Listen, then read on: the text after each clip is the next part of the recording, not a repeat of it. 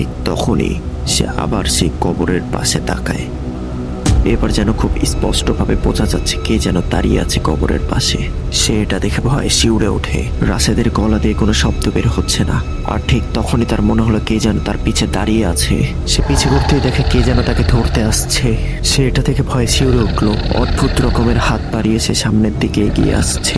শরীরে ছিল রক্তমাখা সাদা জামা। সে পিছে করে দৌড় দিতে নিতেই দূরে সেই কবরের পাশে দেখে সেই লোকটা দাঁড়িয়ে আছে এখনো। সে ভয়ে দৌড়ে এই বৃষ্টির ভিতরে কবরস্থানের বাইরের গেটের দিকে যেতে থাকে। সে গেটের সামনে পৌঁছে আবার পিছে ঘুরে তাকায়। সে পিছে ঘুরতেই দেখে রক্তমাখা জামা পরা লোকটা তার দিকে এগিয়ে আসছে। সে ভয়ে দ্রুত দৌড়ে কবরস্থান থেকে বের হয়ে যায়। এরপর থেকে রাশেদ কখনোই সেই রাস্তা দিয়ে যায়নি। এমনকি সন্ধ্যার পর সে একা বের হতেও ভয় পায়। আর সবচেয়ে অদ্ভুত ব্যাপার হলো সে মাঝে মাঝে রাতে ঘুম থেকে উঠেই বলে ওরা এখনো ডাকছে, ওরা এখনো ডাকছে। আপনাদের সাথেও যদি এরকম ঘটনা ঘটে থাকে তাহলে আমাদেরকে ইমেল করে পাঠাবেন। আমরা আপনাদের সেই ঘটনাটি অ্যানিমেশনের মাধ্যমে বাস্তবায়ন করে সবার সামনে তুলে ধরবো ইনশাআল্লাহ। আমাদের এরকম অ্যানিমেশন ভিডিও যদি আপনাদের ভালো লাগে তাহলে সাবস্ক্রাইব করে আমাদের পাশে থাকবেন।